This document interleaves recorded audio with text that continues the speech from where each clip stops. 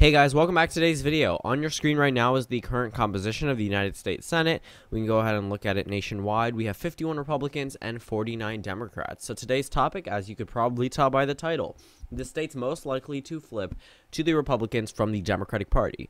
So I just recently did a video, actually probably minutes ago, of the states most likely to flip to the Democrats from the Republicans. So for the Republican Party, they have by far more options for pickups in the United States Senate, considering a number of these states were won by Donald Trump and some by double digits. So keep that in mind. But I've amassed a total of 4 states flipping from the Democrats to the Republicans. Obviously, there are not only 4, and it is not just 4 or as many as 4. This is just the 4 states most likely to flip, meaning that there are probably other ones. Obviously, there are other ones, but right now these are the top 4 because I did 4 with the 2020 video. I just said, okay, let's stick with it. So 51 Republicans, 49 Democrats. So the first question is, what is the state that is 4th most likely to flip? So this one might actually come as a little bit of a shock, considering that a number of people really don't focus on the state as much as they should.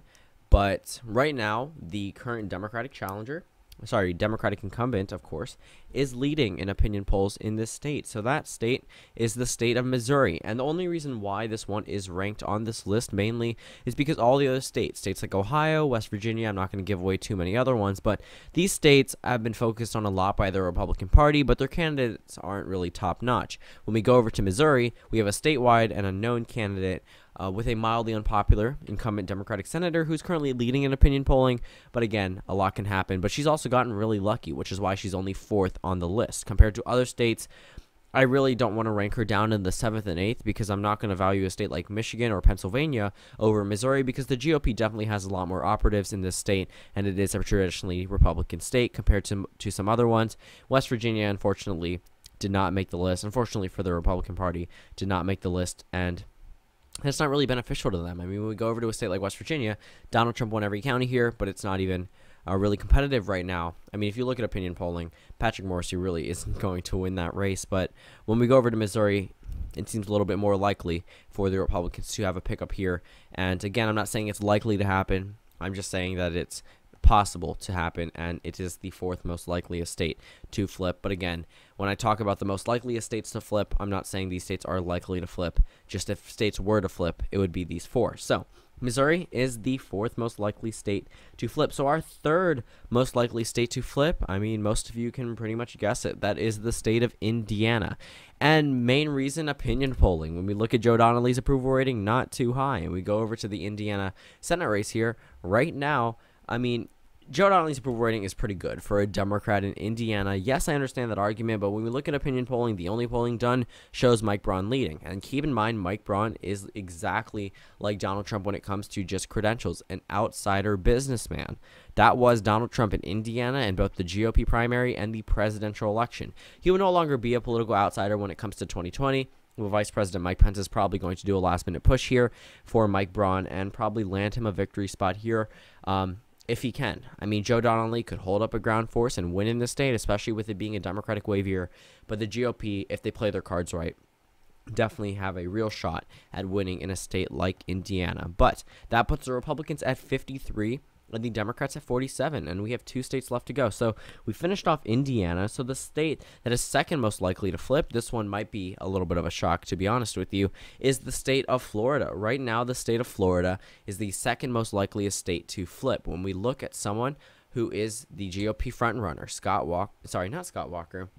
Walker's coming out of the state of Wisconsin, but Rick Scott, my bad. I hate all the names are similar, but Rick Scott right now, 55% approval rating. That's much higher than the Democratic incumbent senator is. But when we go to opinion polling, those numbers are resonating and those are transferring over. I mean, the Republican candidate is leading the Democratic incumbent, some by double digits and some off polls, but most show a consistent lead of 5.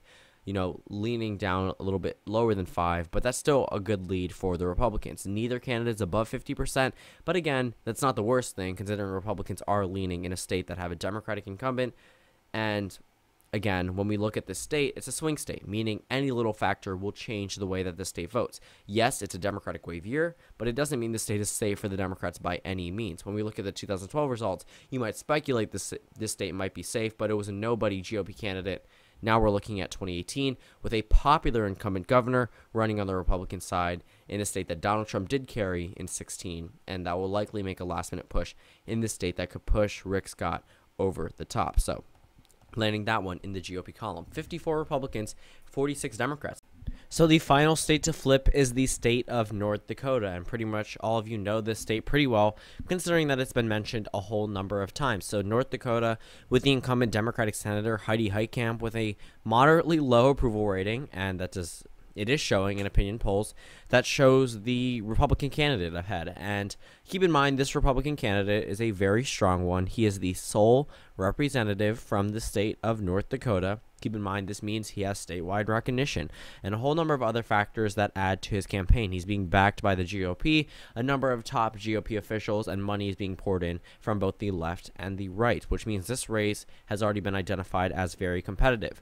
When we go ahead and look at a state like North Dakota, Donald Trump won here again by double digits like in all of the other states except for Florida, which means that Donald Trump is going to come out here and he's going to campaign for the GOP candidate. Any seat on the Republican side helps the Republican majority, obviously, and it also helps Donald Trump's agenda. North Dakota is going to be focused on a lot by Republicans, and when we think about all the recent events that probably aren't helping the Democrats in states like North Dakota, but helping them in other swing states, it may also do negative impact. So North Dakota right now is at the top of the list for the GOP to focus on, with an unpopular incumbent senator in a state that Donald Trump won by double digits, and a number of other factors that just add to, the Republican candidate is phenomenal. That's the best candidate they could have chosen for this North Dakota Senate race here.